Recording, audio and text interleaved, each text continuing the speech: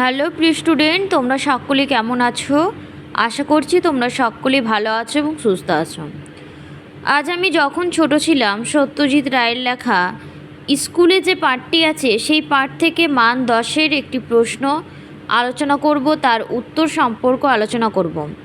যেই প্রশ্নটি সম্পর্কে আলোচনা করব সেটি খুবই গুরুত্বপূর্ণ একটা প্রশ্ন এবং এই প্রশ্নটি এক্সামের ক্ষেত্রে আসে আর কি প্রশ্নটা পড়ে নিই। ছোটোবেলায় সত্যজিৎ যে স্কুলে পড়তেন সেই স্কুলের বর্ণনা, যেহেতু পাঠটি স্কুলের পাঠ, তো স্কুলের বর্ণনা অবশ্যই কিন্তু তোমাদের লেখা উচিত এবং পড়ে যাওয়া উচিত আর কি। দেখো আমি দিয়েছি, সত্যজিৎ রায় ছিলেন বাংলা ও বিশ্ব সাহিত্যের এক উজ্জ্বল নক্ষত্র। তোমরা কিন্তু এভাবেই শুরুটা করবে। ছোটবেলা থেকেই তিনি ছিলেন সংবেদনশীল, কল্পনাপ্রবণ ও নিরীক্ষাপরায়ণ এক শিশু। তার আত্মজীবনীমূলক রচনা যখন ছোট ছিলামে তিনি তার শৈশব এবং বিশেষভাবে তার স্কুল জীবনের স্মৃতি গভীর আবেগ ও সরলতায় তুলে ধরেছেন। এই রচনার মধ্য দিয়ে আমরা জানতে পারি যে সত্যজিৎ পড়তেন কলকাতার বিখ্যাত বিদ্যালয় বালিগঞ্জ গভর্নমেন্ট হাই স্কুলে। এটা হচ্ছে প্রথম প্যারাগ্রাফের মধ্যে তোমরা এটা লিখবে।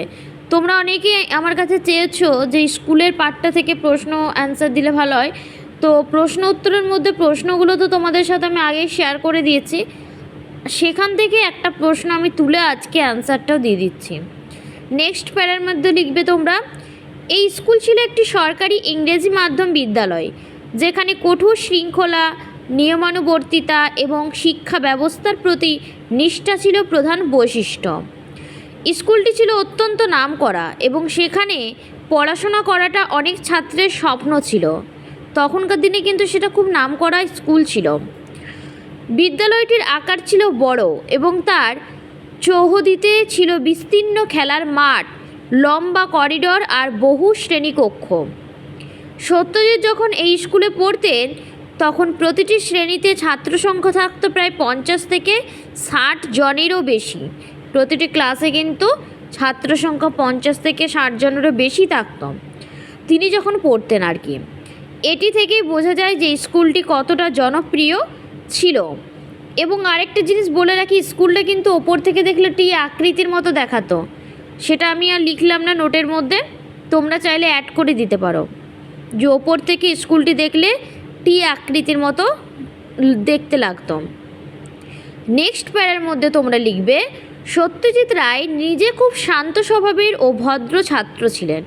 তিনি শিক্ষকদের অসম্মান করতেন না এবং স্কুলে দুষ্টুমি করতেন না বললেই চলে।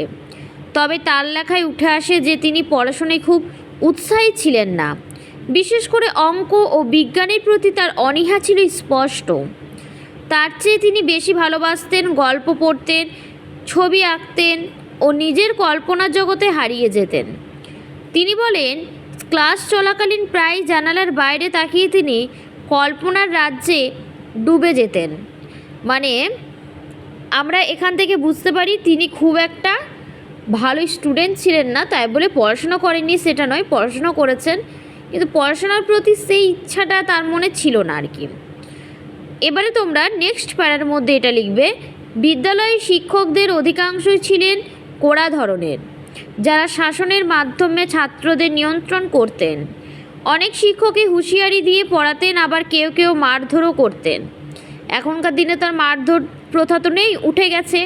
এখন তো মারধর করলে টিচারদেরকে মানে মারধর করে দিচ্ছি স্টুডেন্টরা, তাহলে টিচাররা কি মারবে বলো? কিন্তু তখনকার দিনে খুব কড়া নিয়ম ছিল। এদের মধ্যে কেউ ছাত্রদের বুঝে নেওয়ার চেষ্টা করতেন, কিন্তু সেরকম সংখ্যা ছিল কম।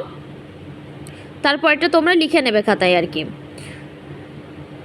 নেক্সট প্যারার মধ্যে তোমরা লিখবে, সত্যজিৎ তার রচনায় স্কুলের টিফিন পিরিয়ড, বন্ধুদের সঙ্গে আড্ডা, ক্রীড়া প্রতিযোগিতা, বার্ষিক সাংস্কৃতিক অনুষ্ঠান ইত্যাদির কথাও কিন্তু তুলে ধরেছেন।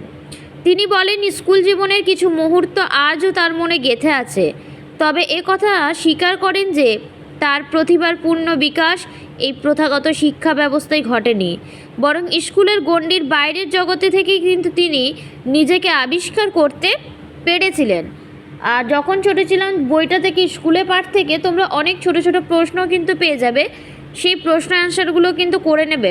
খুব ইম্পর্টেন্ট কিন্তু স্কুলে পাঠটা, গড়পাড় আর স্কুলে এই দুটো পাঠ কিন্তু খুব ভালোভাবে পড়ে যাবে, কেন গড়পাড় থেকে অনেক রকমের প্রশ্ন হয়ে থাকে।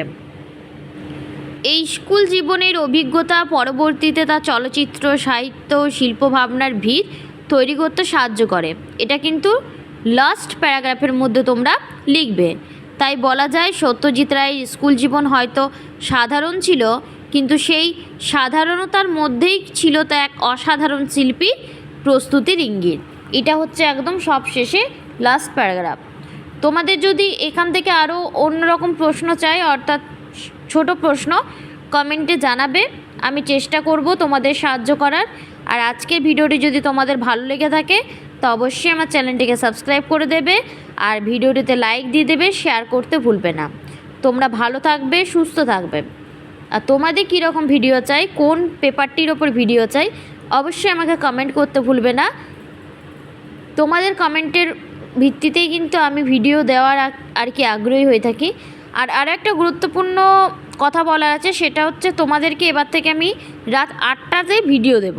সারাদিনের যা কাজ আছে আমি সব কমপ্লিট করে চেষ্টা করব তোমাদেরকে রোজ ভিডিও দেওয়ার সন্ধ্যা 8টার সময়।